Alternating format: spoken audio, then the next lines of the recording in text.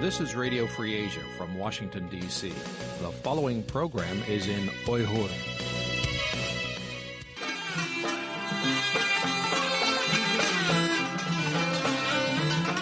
Erkin Asya Radyosu. Erkin Asya Radyosu.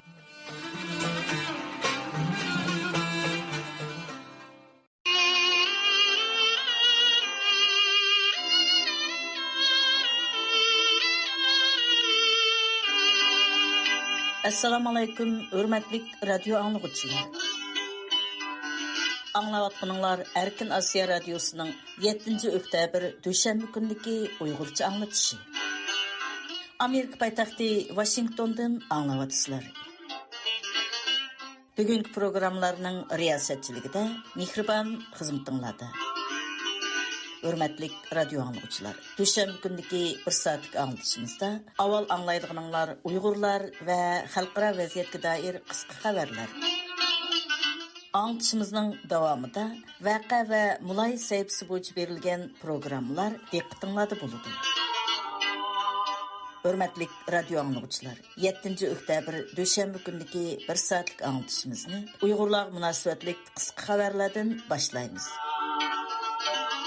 Bugünkü xabarlarni radyomuz muxbiri Erkin tayarladı.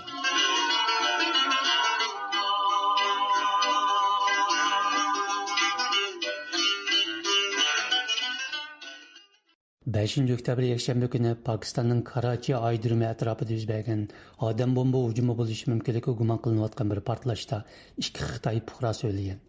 Oz deganda 10 odam yaralangan. BBC'nin xabar qilishicha portlash turguvchilar 3 odam bo'lsa, 3-chi kishining hujumchi bo'lishi mumkinligi faraz qilinmoqda.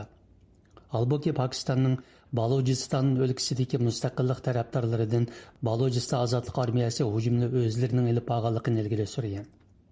Qashqar bilan Gwadar orasidagi Xitoy-Pokiston iqtisodiy koridorining dengizga chiqish eg'izi bo'lgan Gwadar porti Balojiston o'lkasiga joylashgan. Halbuki Balojiston ozodlik armiyasi yaqinqi yillardan beri o'zining hujum nishonlarini Pokiston-Xitoy iqtisodiy koridori qurilishiga qatnashayotgan Xitoy fuqarolariga va shirkatlarga qaratib kelgan edi.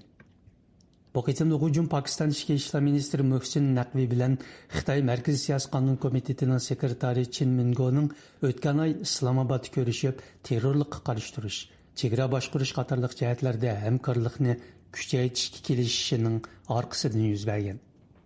Pakistan taratqullarining xabarlaridan ikki tarafning atalmish Xinjiang masalasini muzokara qilganligi, shundaqli Gilgit-Baltiston va Uyg'ur elida qurolliq saqchi qismlarining birlashma manevrlarini olib berishga tutishganligi ma'lum bo'lgan edi. BBC'ning bildirishicha, Xitoyning Pokistonda turishlik elchixonasi 5 oktyabr kechda yuz bergan portlashning Sindi o'lkasidagi qurilish turlariga qatnashayotgan Xitoy injenerlarini nishon qilgan terrorlik hujum ekanligini ilgari surgan. Halbuki Balojiston ozodlik armiyasi 6 oktyabr e'lon qilgan bayonotida hujumning Karachi aydırımından kelayotgan yuqori darajalik Xitoy injenerlari va mablag' solg'uvchilarini nishon qilganligini bildirgan. Bayonotda qayd qilinishicha, bu hujum Balojiston ozodlik armiyasining Majid brigaдаsidagi Shah Fahad ismli jangchi tarafidan olib berilgan ekan. Bayonotda hujumning avtomobilga qachilangan portlatqich bilan olib berilganligi ta'kidlangan. Xinjiang ishlab chiqish qurilish Bingtuanning ta'siri kuchayib, Uyg'ur avtonom rayonining siyosiy, iqtisodiy o'rni bargancha ajizlayotgan. Shundaqla Bingtuan Uyg'urlarni bostirishda o'ynagan roli sababli G'arb allarining embargosiga uchirgan bir paytda Xitoy doiralari 7 oktyabr kuni Urumchida dag'dug'liq faoliyat o'tkazib, 1954-yili qurilgan yarim qurolliq, yarim ishlab chiqarish gavdasi bo'lgan Bingtuan qurilganligining 70 yilligini tabriklagan. Buningdan bir hafta avval Uyghur Avtonom rayonu qurulganligining 74 yilligi bo'lgan bo'lsa-mu, ammo rayonda hech qanday tabriklash faoliyati o'tkazilmagan. Hatto rayondagi taratqular bu haqda hech nima bilmagan. Buning orqasidan Bingtuan qurulganligining dag'dug'liq tabriklanishi Xitoy hukumatining 2017-yildan beri Uyg'ur elida yo'l qo'yayotgan umumyuzlik bostirish va yerlik millatlarni xitoylashtirish harakatining davomlashayotganligining ifodasi deb qaralmoqda. Xinjiang geziti qatorliq hukumat taratqullarining xabar qilishicha, Xitoy Markaziy komiteti, Markaziy harbiy ishlar komiteti va Xitoy davlat ishlari kabineti, ya'ni Goyuan alayda telegramma avatib, Bingtuanning 70 yilligini tabriklagan. Шуның белән бер вакытта Xitayning Ma'aun baş ministeri He Lifengning başçılığında bir mərkəzi hökumət vəkillər ömigini əvətgan. He Lifeng Urumchida o'tkazilgan tabriklash yig'inida qilgan so'zida Bingtuanning buningdan keyingi roli haqida to'xtalib, yangi davrdagi muqimlikni saqlash va chegarani qo'g'dashda yangi afzalliklarni barpo qilish orqali Xinjiangning ijtimoiy muqimligi va davlat bexatarligiga xizmat qilishda izchil ching turish kerakligini aytgan. Onun ta'kidlashicha, Bingtuan kishilarning ko'nglini birlashtiradigan yangi vaziyat yaratib, Junxo millatlari o'rtaq gavdasi eng barpo qilishni ilgari surish kerak ekan. Uyghur Abdunum rayonluq partikum sekretari Ma Xingrui yig'inni qilgan tabrik so'zida bo'lsa, Bingtuanning butun diqqatini partiya markaziy komitetining Bingtuanning o'rni haqidagi talabiga markazlashtirib, muqimlikni qo'g'dashni oldingi o'ringa qo'yishni, Bingtuan bilan yerlikni qo'shib etishda yangi bo'sish hosil qilishni talab qilgan. Halbuki 2022-yili Amerika, Yevropa ittifoqi, Kanada va Angliya Bingtuanning Uyg'urlarni bostirishda o'ynagan roli sababidan onunğa embargo yurgizgan. Xitayning Bingtuan qurilganligining 70 yilligini dag'dug'liq tabriklashi yana bir tarafdan g'arb allarining Bingtuanni jazolashiga qaytirgan inkosi deb qaralmoqda.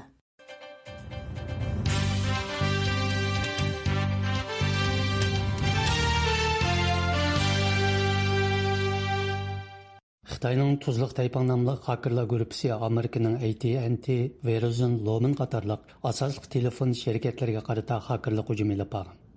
Washington pochtasining 6 oktyabr xabar qilishicha, Amerika hukumat amaldorlari Xitoy hakerlarining oz deganda 3 asosli Amerika telefon shirkatining to'g'ri hujum qilganligi. Bu hujum Amerika kuzatayotgan Xitoy nishonlariga doir uchurlarga erishish maqsadida qaramliq bilan ilib berilgan hujumning bir qismi ekanligini aytgan.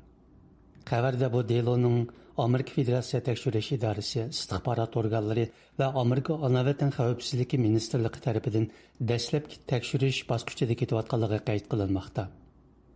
Ma'lum bo'lishicha, bu deloning nozukligi sababidan ismini oshkorlashni xohlamagan Amerika amaldorlari navbatchi prezident Baydenga bu vaqtda ma'lumot berilganligi, ammo bu qitimliq to'g'ri hujumining ko'lami va uning ta'siri texnik aniqlanmaganligini aytgan. Bu qitimliq hujum Amerikaning Bayden hukumati Xitoyni Amerikaning eng muhim strategik raqibi deb qarasimi, ammo uning bilan bo'lgan raqobatning to'qinishga aylanib ketishidan saqlanishga tirishayotgan bir payt yuz bergan. Washington pochtasining qayd qilishicha, Amerika amaldorlari bu qitimliq to'g'ri hujumi Amerikaning Verizon, AT&T, Lumen qatorliq asosli telefon shirkatlarining aloqa to'rini nishon qilgan bo'lsa-mu, ammo hujumning boshqa telefon shirkatlarini nishon qilgan bo'lishi mumkinligini bildirgan. Amerika bexatarlik amaldorlarining qayd qilishicha, bu qitimliq to'g'ri hujumi muhim voqea bo'lsa-mu, ammo hujumning ko'lami va qanday uchurlarning o'g'irlanganligini aniqlash uchun uzunroq vaqt ketdi ekan. Bir Amerika bexatarlik amaldori hujumda Amerikaning qonunliq yoshirin anglash sistemasini nishon qilganligiga doir bishoratlar bor degan. Lekin ularning qayd qilishicha, Xitoy hakerlari texnik keng uchurlarga erishgan bo'lishi, bu telefon sistemasidagi umumiy tor aloqasini o'z ichiga olgan bo'lishi mumkin ekan. Tayvan prezidenti Lai Ching-de o'tgan haftaning oxiri Junxo Mingo qurilganligining 113 yilligini tabriklash munosabati bilan o'tkazilgan yig'ilishda so'z qilib, Xitoy Xalq Cumhuriyatining Tayvanliklarning ona vatani bo'lishi mumkin emasligini, chunki Tayvanning siyosiy yiltizining uningdan uzun ekanligini aytgan. Bu yil 5-oyda Tayvanning prezidentlik vazifasini topshirib olgan Lai Ching-de Xitoy hukumati tomonidan bo'lgunchilik bilan ayblanib kelmoqda edi. Reuters agentligining xabar qilishicha, prezident Lai Ching-de 4-oktyabr kuni Taybey shahrida o'tkazilgan yig'ilishda Beijingning igilik huquq talabini rad qilib, Tayvanning Junxo Mingo degan nomdagi bir davlat ekanligini, uning yiltizining Manju xonadonligiga ag'darilib tashlangan 1911-yildagi Xinhai inqilobiga berib taqishdiganligini bildirgan. Xitoy Xalq Cumhuriyati 1949-yilda qurilgan bo'lsa-mu, uningdan burun qurilgan davlat va xonliqlarni, jumladan Uyg'urlarning Urxun imperiyasi, Ediqut Uyg'ur xonligi, Qarixonlar davlati, Tibet xonligi, Mo'ng'ul imperiyasi qatorliqlarni azaldan Xitoyning partiyasi deb ko'rsatayotgan. Bugungi kunda bo'lsa, Tayvanni Xitoyning ayrilmas qismi deb ta'kidlayotgan vaqtda Lai Ching-dening bu so'zlarni aytishi Beijing hukumatini qattiq bearam qilishi mumkin deb qaralmoqda. Reuters agentligining qayd qilishicha, Lai Ching-de Tayvanning 10-oktyabr davlat bayrami arafasida o'tkazilgan yig'ilishda qilgan so'zida Xitoy Xalq Cumhuriyeti 1-oktyabr kuni davlat qurilganligining 75 yilligini tabriklaganligini, Tayvanning bo'lsa yana bir qancha kundan keyin Chunhua Mingoning 113 yilligini tabriklaydiganligini bildirib, shunlashqa yosh jihatdan Xitoy Xalq Cumhuriyetining Chunhua Mingo, ya'ni Tayvan xalqi uchun ona vatan bo'lishi mumkin emas. Uning aksicha Chunhua Mingo Xitoy Xalq Cumhuriyetidagi 75 yoshdan oshgan kishilarning ona vatani bo'lishi mumkin degan. Uning ko'rsatishicha, bu tabriklash faoliyatlarining eng muhim ahamiyati Tayvanning egalik huquqli mustaqil davlat ekanligini asda ching tutish ekan. 1911-yili Manchu imperiyasi ag'darilgandan keyin qurilgan Chunhua Mingo nomidagi Xitoy Cumhuriyeti 1949-yili Mao Zedong boshchiligidagi Xitoy kommunistlari bilan bo'lgan urushda mag'lub bo'lib, Tayvanga chekingan. Lekin 1949-yili Xitoy kommunistlari qurgan Xitoy Xalq Cumhuriyeti Tayvanni izchil o'zining parchasi deb qarab kelmoqda.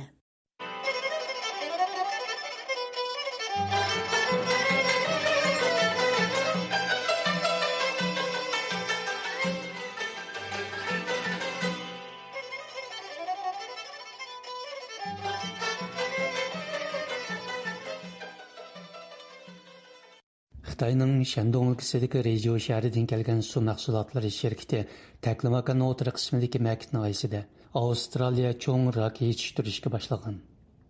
Xitoy таратқуларының хәбәрләрендә бу курылыш түренең 2020 елдан башланганлыгы кайт кылынмакта.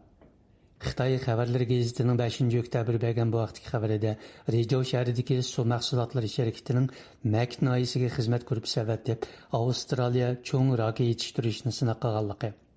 Rejov kasbiy texnika instituti bilan epagan sinoqlar orqali sho'rliq tuproqda Avstraliya cho'ng raki yetishtirishni ishga oshirganligi bildirilgan. Xabarlarda ma'lum bo'lishicha, 2020 yil boshlangan bu qurilish turi 2021 yili 10 oyda cho'ng rak mahsulotlarining tunji bozorga selinishi bilan g'albilik bo'lgan. Ammo xabarda bu qurilish turiga Rejov shahridagi qaysi shirkatlarning mablag' solganligi va uning ko'lami haqida hech qanday ushur berilmagan. Albatta bu qurilish turi Uyg'ur majburiy emgak kuchlarini ishlatayotgan Xitoy dengiz mahsulotlari shirkatlari Maknoyisiga kengaydimi degan savol paydo qilmoqda. Amerikadagi baliqchilik shirkatlarining nazorat qiladigan bir tadqiqot o'rni bu yilning boshlarida e'lon qilingan dokladida Xitoyning Shandong өлкәсе Rejov shahridagi dengiz mahsulotlari shirkatlarining Uyg'ur majburiy emgakiga chetilganligini oshkorlagan. Amerikaning Vatan xavfsizligi ministrligi bu yil 6-oyda Xitoyning Shandong өлкәсидagi dengiz mahsulotlari shirkati bo'lgan Rejov Media guruhini Uyg'ur majburiy emgakining oldini olish qonuni bo'yicha qora tizimga kirgizib, uning mahsulotlarining Amerika bozoriga kirishini cheklagan edi. Navbat Xitoy suv mahsulotlari shirkatlarining Maknoyisida dengiz mahsulotlarini yetishtirishi Taklimakanning o'tir qismidagi suv kamchili bo'lgan tabiiy muhiti nozik bu qurg'oq noyaning yerlik bioekologiyasiga ta'sir ko'rsatib, uningdagi yerlik jonliqlar turlarining yo'qolishini keltirib chiqarishidan andish qilinmoqda.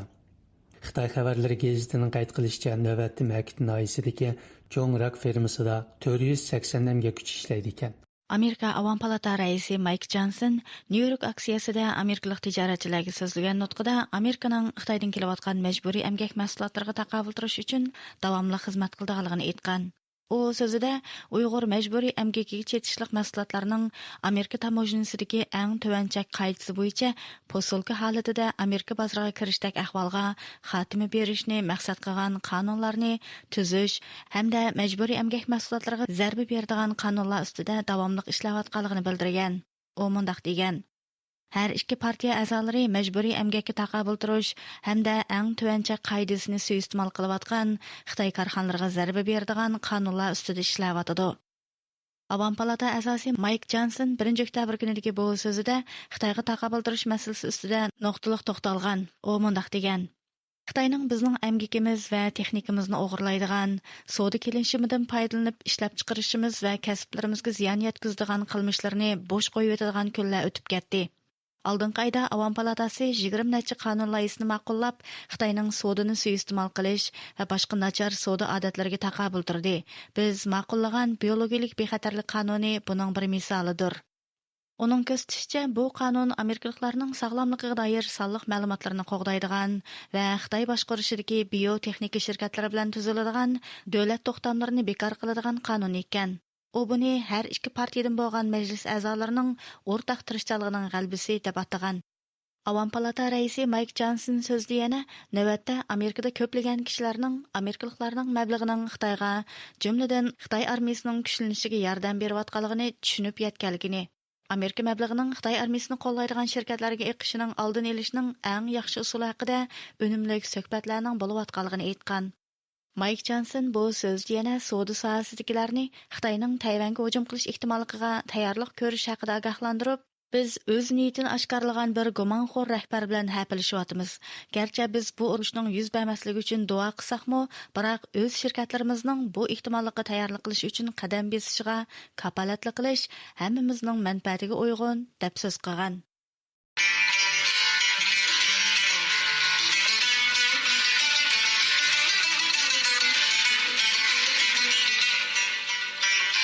Hürmetlik radyo anlıqçılar. Erkin Asya Radyosu'nun 7. oktyabr Düşenbe gündeki Uygurca anlatışı devamlaşmakta.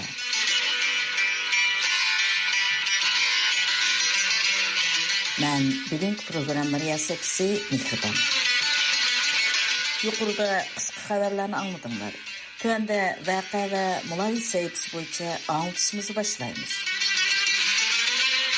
Bugün bununda radyomuz muhbirleri ve ihtiyari muhbirlerinin tayarlışıda Uygurlar vaziyeti ve halkara iqlim meselelerine dair tepsili haber analizi, sohbet, obzor qatarlıq programlar diqqətinizdə buludur. Hürmetlik radyo anlıqçılar, növbəti diqqətinizlər bugünkü məxsus səhifələr boyunca verilən anlatışımızın təfsilatı olsun.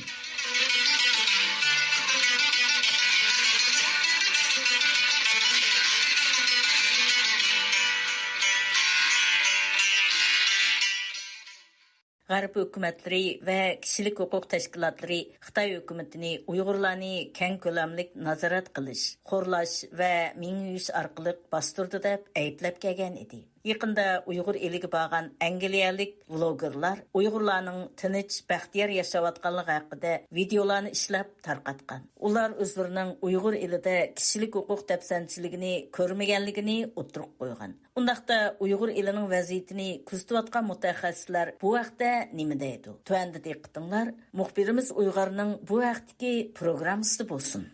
Angliyalik vlogerlarning dunyoda eng ko'p diqqat qo'zg'agan rayonlardan biri bo'lgan, ya'ni bir qancha million Uyg'ur va boshqa millatlar qayta tarbiyalash lagerlarida qamalgan, Uyg'ur elini tor dunyosi tunishtirib, Uyg'urlarning tinch, baxtiyor yashayotganligini ilgari surishi ayblashga uchirdi. Yaqinda Uyg'ur eliga borgan angliyalik tor cho'lponlaridan Allen va Shannon ismli vlogerlar Uyg'urlarning o'z elida xushal yashayotganligi haqida videolar ishlab tarqatgan. Ular o'zlari Arab taraqqilarning Xinjiang haqidagi yolg'onchilikni oshkorlaganligini, bu rayonda kishilik huquq dafsanchiligini ko'rmaganligini o'tirib qo'yib, Xitoy hukumatining tashviqotiga yaqindan moslashgan. Through security, hopefully National was queued as the check-in queue was. That is us through security, and now we are heading to the lounge. So first time trying out a lounge here in China. Excited to see what it's like. Halbuki Amerika boshlig'idagi g'arb davlatlari va kishilik huquq tashkilotlari Xitoy hukumatini Uyg'urlarni keng ko'lamli nazorat qilish, xo'rlash va siyosiy tarbiya elib berish orqali bostirdi deb ayblab kelgan edi.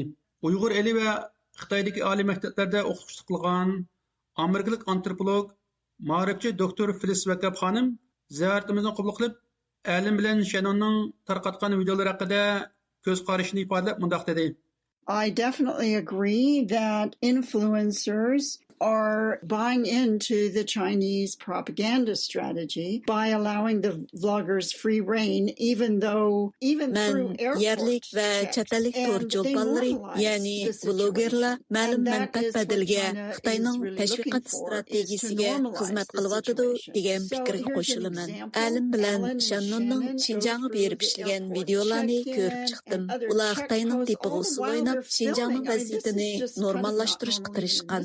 Bu дәл Қытай үкіметінің қылмақчы болған іші. Әлім білән Шәннон іштеген видеоларда мұндақ бір мисал бар. Шәннон аэродромның тәкшірішіден вә башқа қатма-қат тәкшірішлерден өтіді. Бұларның әмісіні видеоға алыды. Бұл нормал емес. Мен әйран қалдым. Әлін Шинжаңда бейхатерлікнің Қытайның башқа жайлары қарғанда текім қатық екенлігini вә шу күні оның тәхминен 15 қиттім бейхатерлік тәкшірішіден өткенлігini deydi. U bu arqılıq Şinjangda bexatarlikning qattiq ekanligini e'tirof qiladi. Ammo buning sababi haqida hech qanday gap qilmaydi. Bexatarlik tekshirishining ko'p ekanligini aytadi. Security is tighter, but there is no real comment on that as to why. And really that's all he was doing was just saying that there are more security checks. Alim bilan Shannon bir bozorga kirish uchun shu joydagi bexatarlik tekshirishdan o'tishga majbur bo'lgan.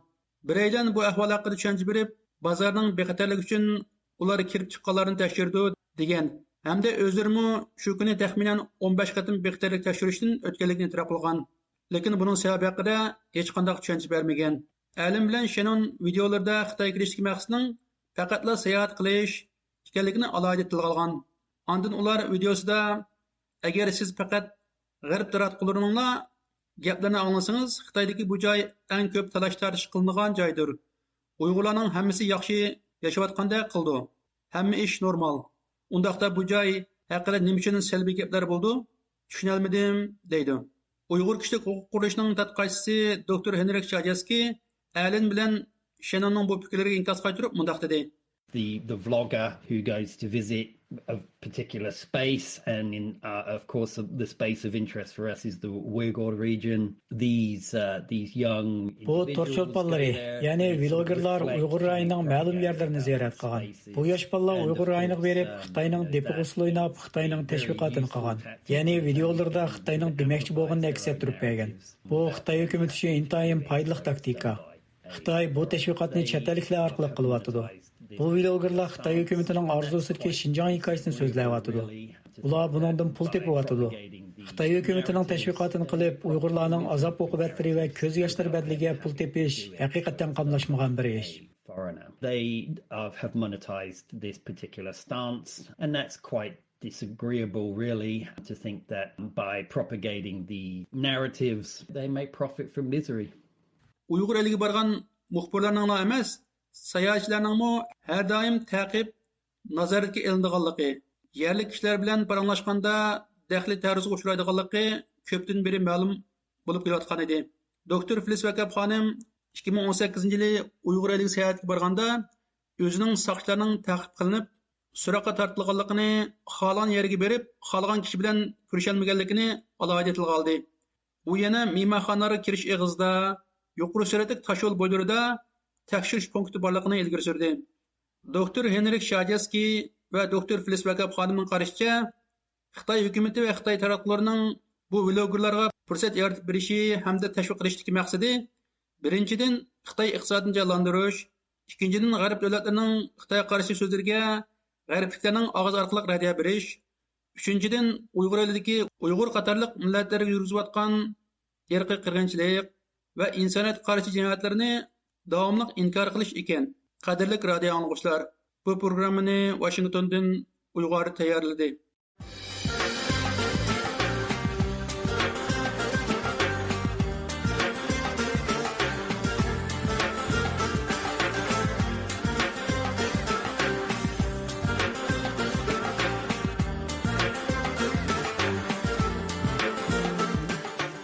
Növətdə Xitay hökumətinin tor yazğıçılardan faydalanıb özünün siyasi təşviqatını qılıbatqanlığı barğanca diqqət qozğamaqda. Məlum bolışca bu yıl 9-cı ay məzgilində Xitayning Şanxaydakı axbarat guruhi təşkilləgən Şinjanni mədəniyyət arqılıq beytiş toru namidagi yazğıçılarning fəaliyyəti ayıqlaşqan olub, Xitay hökuməti tərəfindən təşkilləngən bu yazğıçılar Uyğur diyarının cənubidagi Qashqarni ziyorat qilib, nutq so'zlash, kitob i'ona qilish, suhbat yig'ini qatorliq ko'p xil faoliyatda bo'lgan ekan. Bu ahval vaziyat analizçilarining jiddiy diqqatini qo'zg'agan bo'lib, navbatda diqqatinglar Shvetsiyadagi obzorchimiz Navbaharning tayyorlashdagi Xitoyning ideologiya tashviqotidagi yangi quroli Tor adabiyoti nomli obzor maqolasida bo'lsin. Obzordagi qarashlar avtorining o'ziga tava bo'lib, radiomizga vakillik qilmaydi. Tor adabiyoti raqamlik uchur texnikasining taraqqiyotiga ergishib barliqqa kelgan ijtimoiy taratqu va tor sahifalarida e'lon qilinadigan ommabop mazmundagi badiiy asarlarni asos qiladi. Navbatda Xitoy doiralari tor adabiyotining tarqalishchanligi tez, ijtimoiy ta'siri kuchli bo'lishdek alayliklardan foydalanib, bir qism Xitoy va Uyg'ur tor yozuvchilarini yollab, o'zining siyosiy tashviqoti uchun xizmat qildirmoqda. Xitoy yozuvchilar tor beti xabarlarida 15 sentabr kuni Xitoyning Shanxaydagi Chimao axborot guruhi tashkillagan Xinjiangni madaniyat orqali beyitish turi nomidagi yozuvchilar faoliyatining oyoqlashganligi xabar qilingan. Egilinishcha Xitoy davlati bo'yicha tanlangan 36 nafar tor yozuvchisi va muharrirlardan tashkillangan bir o'mak Uyg'ur eliga safar qilib, Qashqar viloyati va shu atrofdagi rayonlarni ziyorat qilgan. Ular yana sayyora nutq so'zlash, kitob iyona qilish va yozuvchilar suhbat yig'ini echish qatorliq ko'p xil faoliyatlarda bo'lgan. Mazkur Chimao axborot korxona guruhining ilgari Xitoy o'lkalaridagi yozuvchilar orasida bir qancha qatim Güzel Xinjiang temasida mukofotliq asar qabul qilish chaqiriqi e'lon qilganligi ma'lum. Xitoy tor yozuvchilarining bu qatimqi faoliyat tashviqotidan ma'lumki, ular qaytgandan keyin Xinjiang temasidagi asarlarni ko'plab yozishga da'vat qilinmoqda. Amaliyotda Xitoy yozuvchilarining nima uchun hukumat tarafdan tashkillanib, Uyg'ur eliga safar qilib, Uyg'urlar turmushi bosh tema qilingan asarlarni yozishga o'rinlashtirilganligi biz uchun yangilikmi emas. Ideologiya sohasida turli harakatlarni qo'zg'ab, pat-pat to'lqin ko'tirish Xitoy hukumatining doim qo'llanadigan taktikalardan biri. Masalan, Xitoy hukumati qo'zg'agan ideologiya kurashlaridan 1956 yildagi echilib sayrash, 1980-yillardagi bo'lgunchilikka qarshi turish. Xitoy Kompartiyasi bosh sekretari Xi Jinping huquq beshiga chiqqandan keyin boshlangan diniy asabiylikka qarshi turish. Shundaqla yaqinqi yillarda kuchab tashviq qilinayotgan Junxo millati o'rtaq gavdasi engi qatorliqlarni shuning misoli deyishga bo'ladi. Xitoy yozuvchilarini Uyg'urlarning turmushini aks ettiradigan asarlarni yozishga tashkillash harakatini Xitoy hukumatining navbatdagi Junxo millatlari o'rtaq madaniyat engi tashviqotining bir qismi deb qarashga bo'ladi. Xitoy hukumati bu tashviqotini bozorga selish uchun turli usullarni qo'llanib kelmoqda. Xitoydagi eng oliy adabiyot mukofoti bo'lgan Maudun adabiyot mukofoti 2023-yili Liu Liangcheng qatorliq 5 kishiga berilgan. Bu mukofot 1981-yili ta'sis qilingandan buyon tunji qatim atalmish Xinjianglik bir yozuvchiga berilgan. Undaqda bu oliy mukofotning sohibi Liu Liangcheng kim bo'ladi? Liu Liangcheng o'tgan asrning 60-yillari Uyg'ur rayoniga tunji turkumda kelib yerlashgan Bingtuanlik Xitoy ziyolisi bo'lib, uning mukofotga erishgan asarida Jungar o'ymonliqidagi yaylaq turmushi aks ettirilgan ekan. Bu asarning shak shubhisizki Xitoy hukumatining navbatdagi siyosiy tashviqotini yo'ritib beradigan asar ekanligi aniq. Chunki Xitoyda bu xil adabiyot mukofotlarini baholashda asarning siyosiy ideyasi asos qilinadi. Kishini echindiradigan yeri shuki, Xitoy yozuvchilar Bingtuan askarlarining bo'z yer echib, yerlik xalqni baxt saodatga erishtirganligidek munavvar asarlarni yoritib, oliy mukofotlarga erishib, shuhrat qozongan ashu minutlarda Uyg'ur elida dehqonlarning yerlar tartib elingan, ziyolilarga turli qalpoqlarni kiygizib, jazo lagerlari va turmalarga tashlangan, madaniyat qirg'inchiligi yuz berayotgan bir vaziyat hukm surmoqda edi. Gerçi Xitoy hukumati yaqinqi yillarda Uyg'ur elida elib berayotgan irqiy qirg'inchilik qilmishini rayonning iqtisodini taraqqiy qildirish bahonasi bilan pardozlashga tirishgan bo'lsa-mu, Xitoy hukumatining siyosiy ideologiyasining mohiyatini yoshirib qola olmaydi. Amerikalik qora tanlik yozuvchi James Baldwin ilgari mustamlikchilarning o'zining mustamlikchilik qilmishini inkor qilish pozitsiyasini oqlarning gunohsizligi deb tanqid qilgan edi. Baldwin yana mustamlikchilarning adabiy asar, madaniyat meroslari va kino filmlardan foydalanib, yerli xalqlarni kontrol qilganligini o'ttirg'a qo'ydi.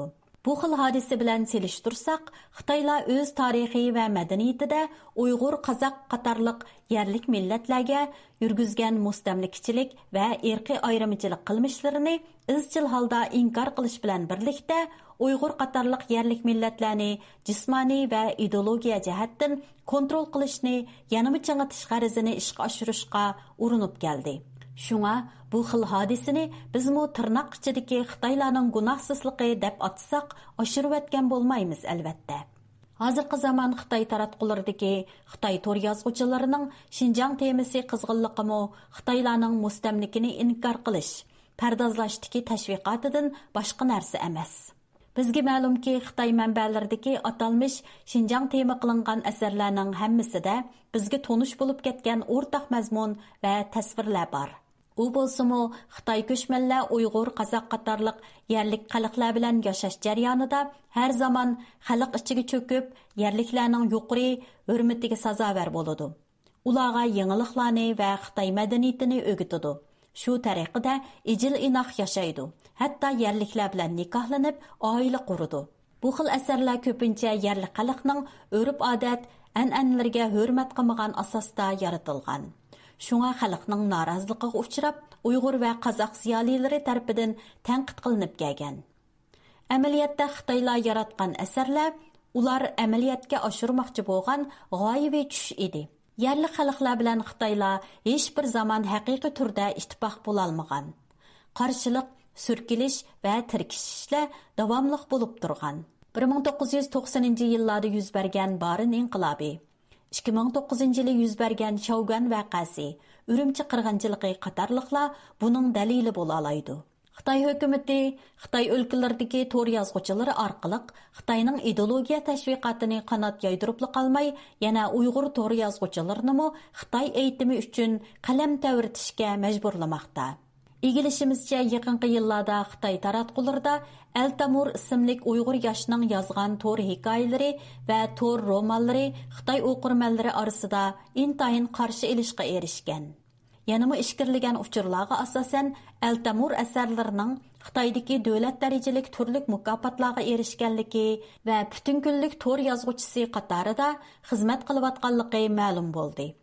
Eltamur asarlari Xitoy tarixiy voqealiklarini hozirgi Uyg'urlar turmushiga bog'lab yozilgan mazmunlarni asos qilgan bo'lib, vakil xarakterlik asarlaridan Man qahramon, Atam Xangavzu va Uch podshohlik qissasini tepib oldim qatorliqlar bor ekan.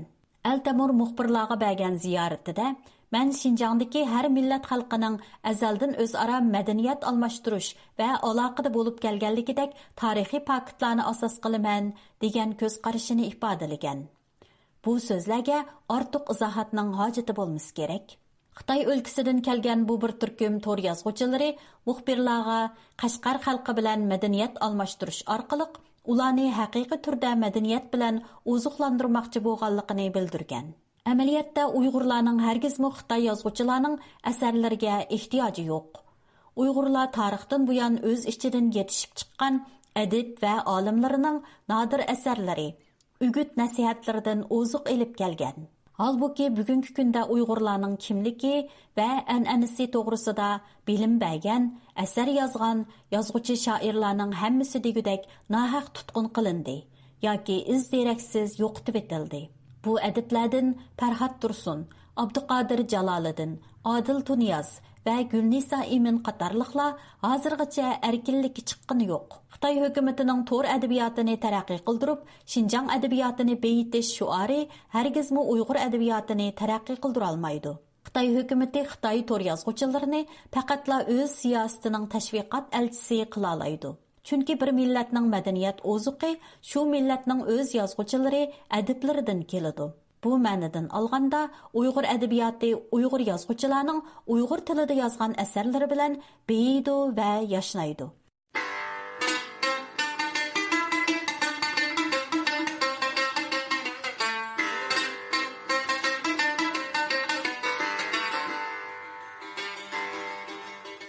Türk dünyası ilim-fen mükafatları, Türk dünyasındaki tədqiqatçı alimlar, doktor professorlarning öz kasblari bo'yicha natija qozonganlarga beriladigan mukofot bo'lib, 3-oktyabr kuni o'tkazilgan mukofot tarqitish marosimida Anqara universitetining o'qituvchisi professor Erkin Ahmadga Ali Izzat Begovich siyosat tinchlik va diplomatiya mukofoti berilgan. Bu vaqtdagi tafsilotlarni Turkiyadagi ixtiyoriy muxbirimiz Arslandan anglaysizlar.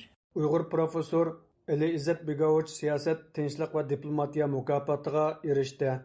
3-oktyabr Turk davlatlari hamkorlik kuni munosabati bilan Turk dunyosi Yuriq Turkman birligining uyushtirishi va Bursa texnika universitetining sohibxonlik qilishi bilan tunji navbatlik Turk dunyosi ilm-fan mukofotlari tarqitish murosimi o'tkazildi.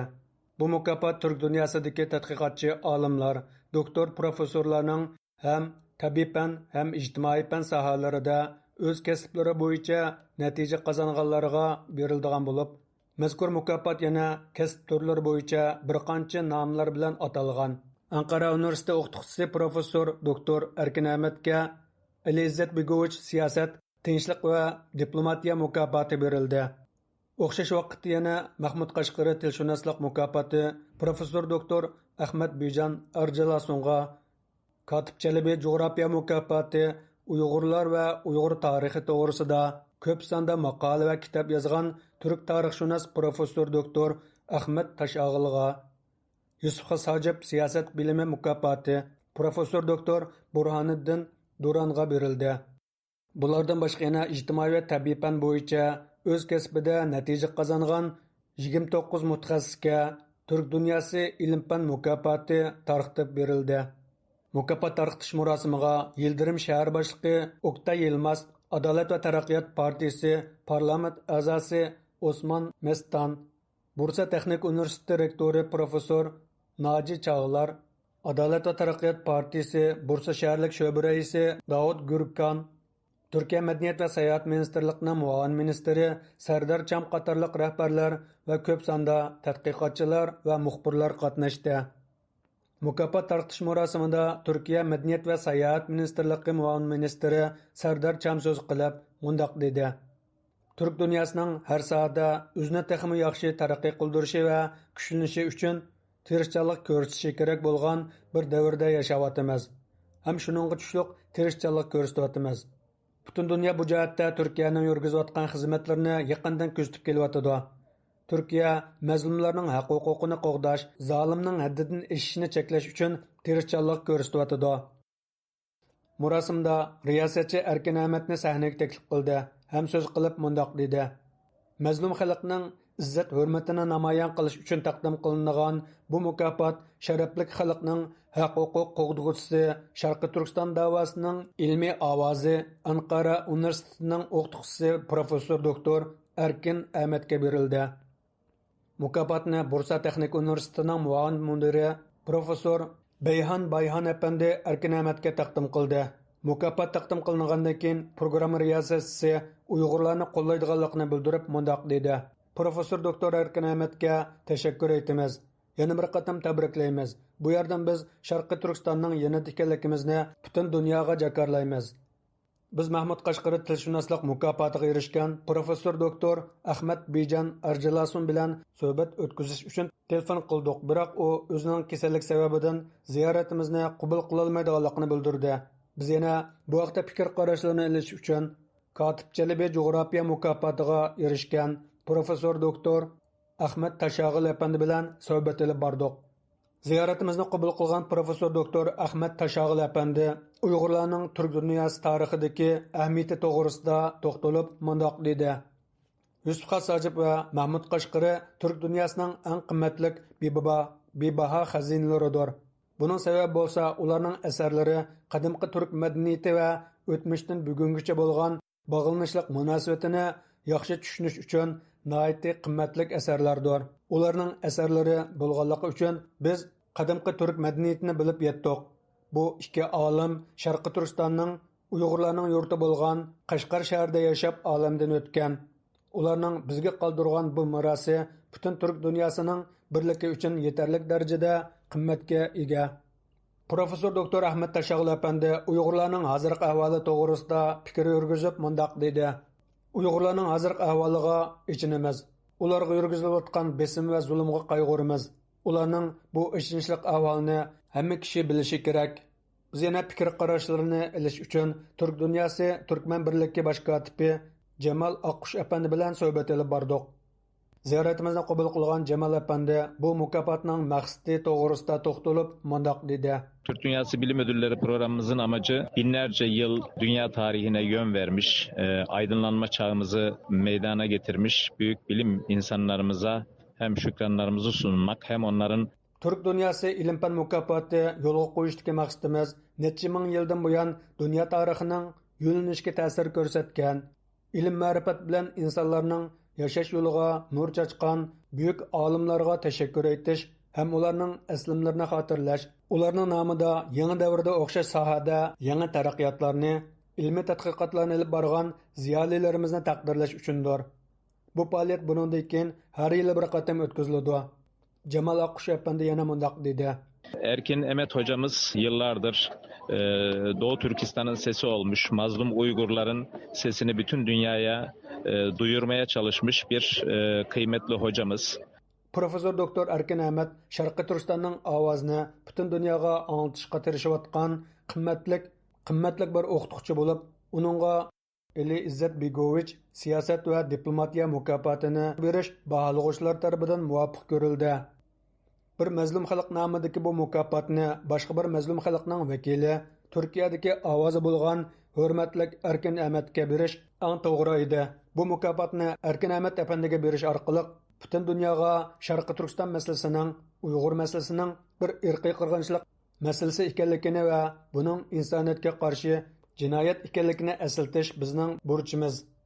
Bu faqat kishilik huquq dafsandichiligi masalasi emas, balki Sharqiy Turkistonning ishg'ol qilingan zamin ekanligi masalasidir. Sharqiy Turkistonning Birlashgan Davlatlar Tashkilotining qonuniga asosan ishg'ol qilingan zamin salohiyatiga ega ekanligining talash tortish qilmaydigan bir masala ekanligi, ishg'olchilarning Sharqiy Turkistondan chiqib ketishi kerakligi va Sharqiy Turkistonning erkin mustaqil bir davlat bo'lishi uchun hal qilish usuli va chora izlash kerakligini ifodalayman. Turk Dünyası İlim Fan Mukofotining 3-oktyabrda tarqatilishining alohida bir ahamiyati bo'lib, egallanishicha Turk Davlatlar Tashkilotining qurilishiga qadam bosilgan Naxchivan xitobnomasining 15-yili munosabati bilan 3-oktyabr kuni Turk Davlatlar Hamkorlik kuni deb bekitilgan edi. Bu kunda tilda, fikrda, ishda birlik shuari ostida Turk dunyosining o'xshamgan joylarida har xil yig'in, murosim va faoliyatlar olib berilmoqda. Hurmatli radio anglovchilar, bu programmani Istanbuldan Arslan Tash tayyorladi.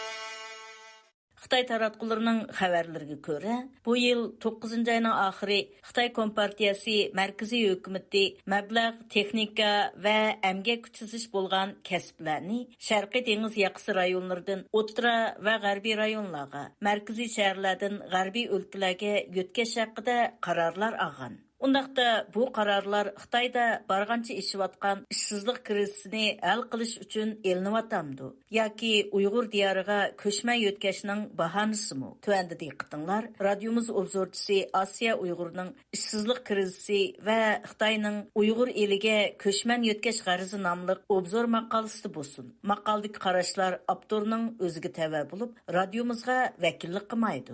İşsizlik krizisi ve Xitayning Uyg'ur eliga ko'chman yötkash g'arizi.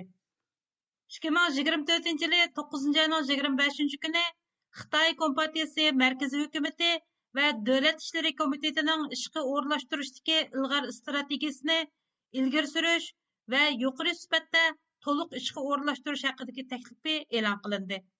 O'xshash kunda Xitoyning dangliq iqtisod to'rbeti bo'lgan Xitoy savdo xabarlarida Xitoy Kompartiyasi Markaziy komiteti ve Devlet İşleri Komiteti, məbləğ, texnika ve əmgək küçü ziş boğan kəsiplərini Sharqiy dengiz yoqasi rayonlaridan o'tira va g'arbiy rayonlarga, markaziy shaharlardan g'arbiy o'lkalarga tartiblik yo'tkashga yetakchilik qildi nomli xabar e'lon qilindi.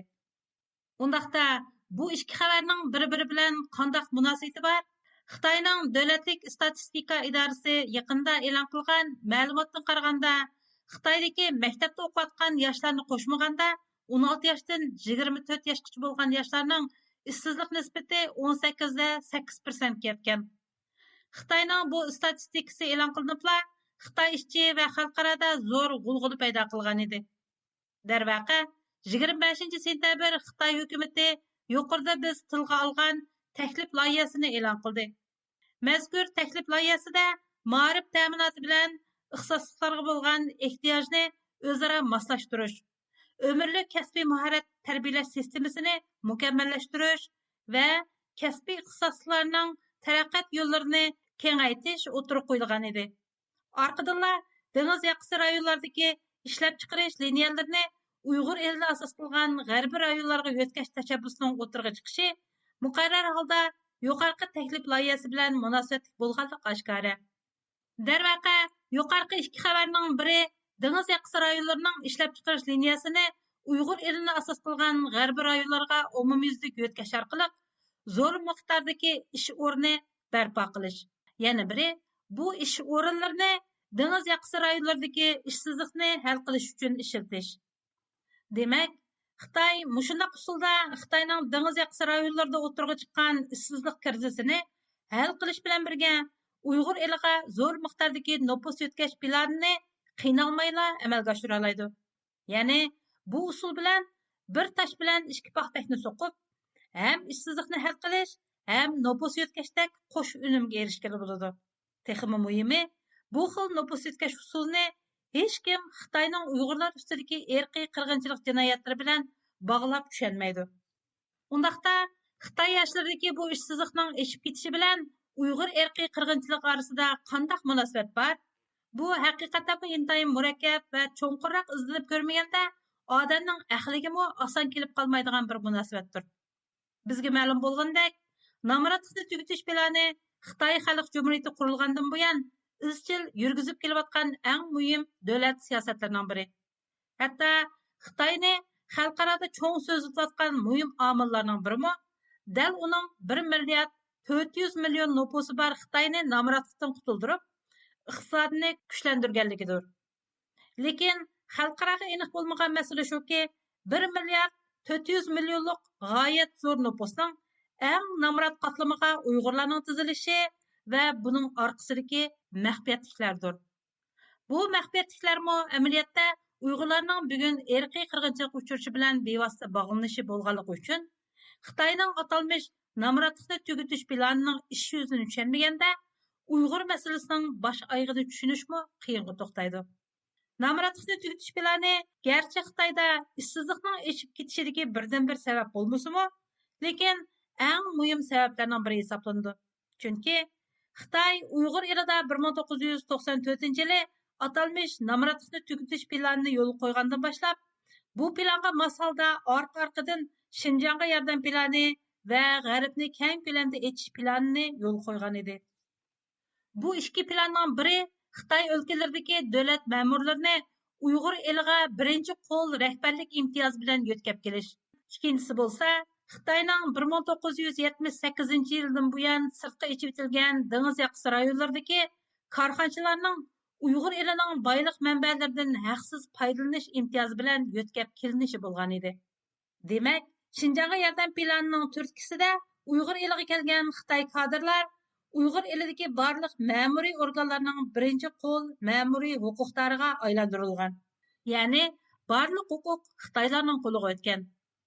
Har soha hukumat organlarining barliq bulung pushqoqlarigacha Xitoylar birinchi qo'l rahbarlik vazifasiga qo'yilgandan keyin dengiz yoqasi rayonlaridagi korxonachilarning Uyg'ur eliga kelib boylik manbalaridan xohlagancha haqsiz foydalanishi texmi qulayliqlashgan. Uyg'ur elidagi boylik manbasi deyilganda yolg'iz moddiy boyliqlarla ko'zda tutilgan bo'lmasdan, balki yer zamin, afzal siyosatlar, huquq va odam kuchi boyliqlarini o'z ichiga oldigan bo'lib, 1994-yildan taki bugungacha bu siyosatlar sababli Uyg'ur eliga ko'chib kelgan Xitoylarning sonini tasavvur qilish mumkin emas. Texmi muhimi, dengiz yoqasi rayonlaridagi ishlab chiqarish liniyalari Uyg'ur eliga zo'r miqdorda yetkazib kelingan bo'lib, ishlab chiqarish liniyalarining Uyg'ur eliga yetkazilishi muqarrar holda Xitoyning dengiz yoqasi rayonlaridagi xizmat o'rnining ozayishini keltirib chiqargan. Garchi Amerika qatorli g'arb davlatlarining Uyg'ur majburiy emgaki sababli Xitoyga qo'ygan embargolari nurg'ulagan chet el korxonalarining Xitoydan chekinishiga sabab bo'lgan bo'lsa-mu, lekin bu masala hargizmi ishsizlikning ishib ketishidagi eng muhim omil degil bo'lmaydi. Chunki Xitoyning nopus qurilmasini tangshash planimi o'xshashla nomrodlikni tugutish planining muhim bir qismi sifatida mos holda yo'lga qo'yilgan. Ya'ni qaraydigan bo'lsak, Xitoyning 12-5 yillik plani mezgildila Sharqiy dengiz yoqasi rayonlaridagi nopus zishligi bilan g'arbiy rayonlardagi nopusning ozligini nopus qurilmasidagi tangpungsizlik deb bekitgan. Shundaqla nopus qurilmasidagi tangpungsizlikni tugutishning Xitoydagi nomrodlikni tugutishdagi ahamiyati zo'r kuch bilan tashviq qilingan. Hatto Xitoyning munosabatli tadqiqotlaridan qaraganda, Sharqiy dengiz yoqasi rayonlaridan g'arbiy rayonlarga nopusning yetkilish nisbati o'tgan 10 necha yilda zo'r nisbatda oshgan.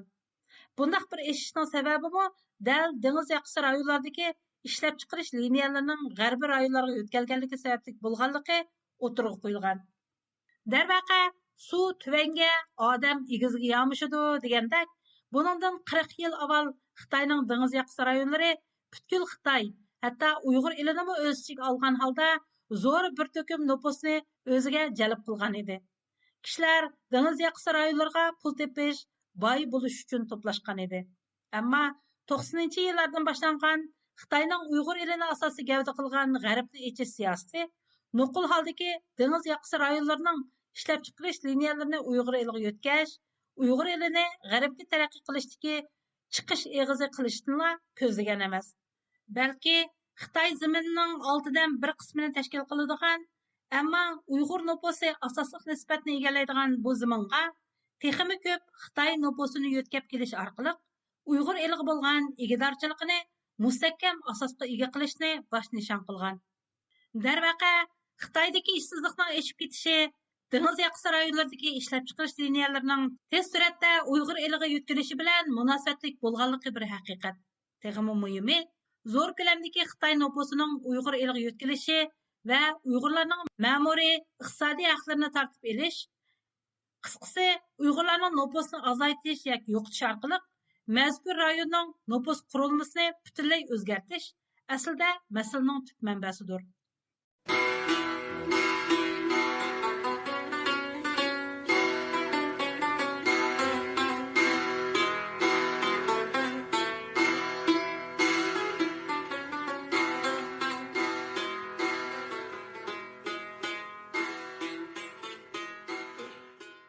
Fransiyadagi Uyg'ur lager shoidi Gulbar Xatovajining Xitoyning Uyg'ur diyoridagi lagerdagi kashmishlari bayon qilingan Xitoy gulagidan oyat qilish nomli kitob yaqinda Italiyaning Cassino shahrida oldingi front adabiyot mukofotiga erishgan. Bu vaqtdagi tafsilotlarni Shveysariyadagi ixtiyoriy muxbirimiz Abibulla Issidan anglaysizlar.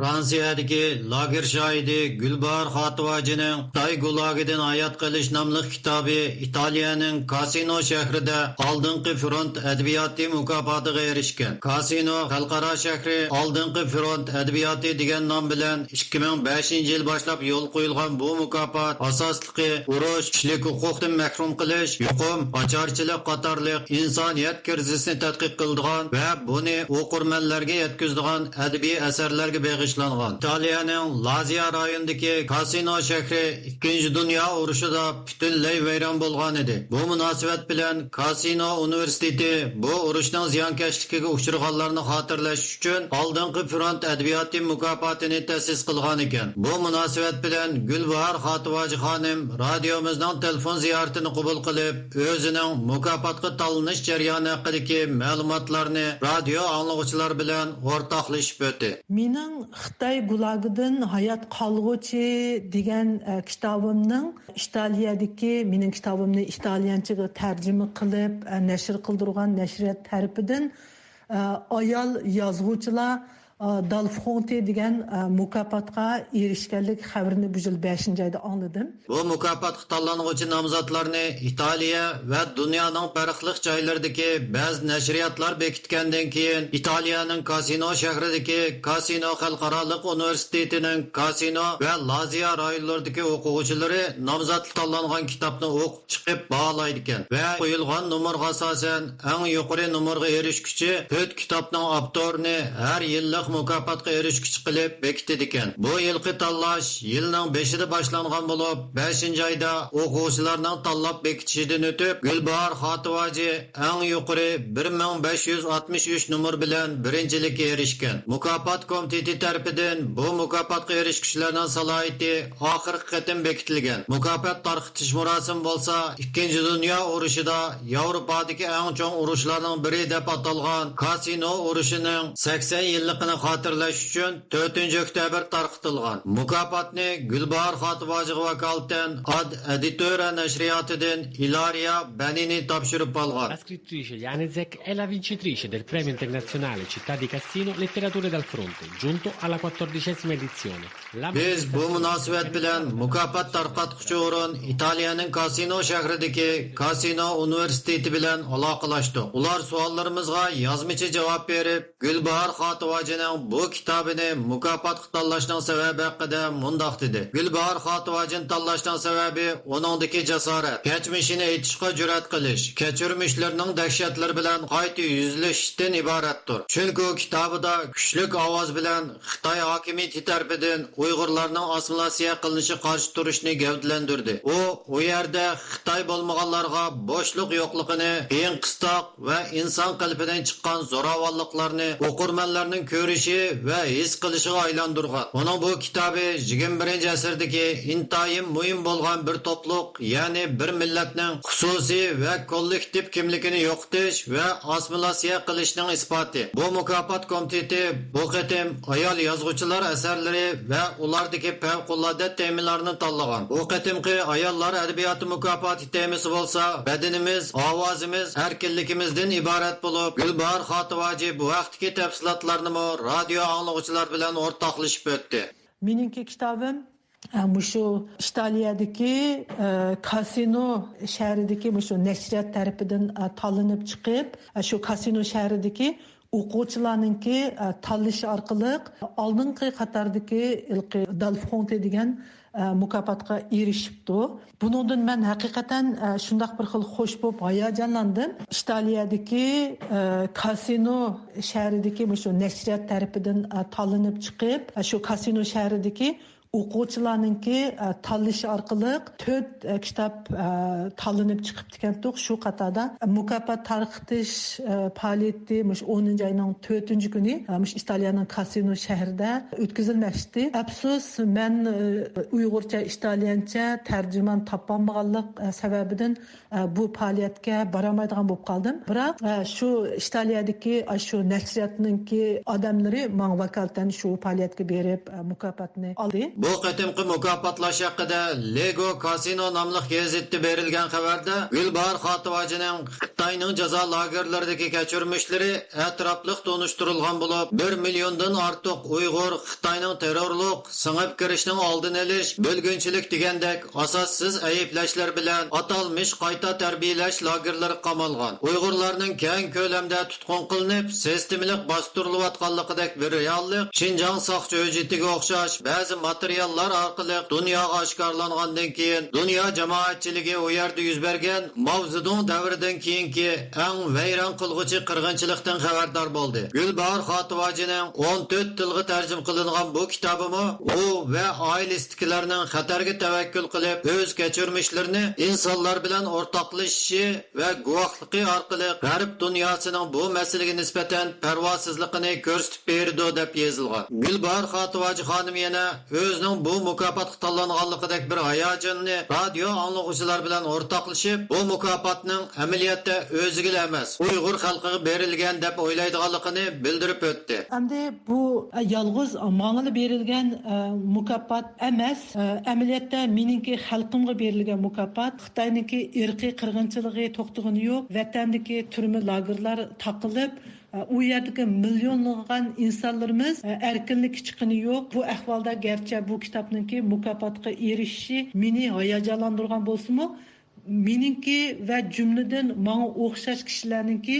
zimmasiga yuklangan tarixiy vazifaninki vaznini xatirlatdi. Bu qatimqi mukofotga tanlanuvchilar haqidagi xabarlar Italiya matbuotlarida xabar qilingan. Bu haqda Italiyada nashr qilingan Piskoposliklar nomli gazeta berilgan xabarda Gulbarning guvohligi Birlashgan Davlatlar Tashkiloti Majlisida rad qilish huquqiga ega dunyodagi eng kuchli hukumatlarning biri sodir qilayotgan zamonimizdagi tasavvur qilg'isiz ahvoldan dunyo jamoatchiligini xabardor qildi deb yozilgan. Bu programni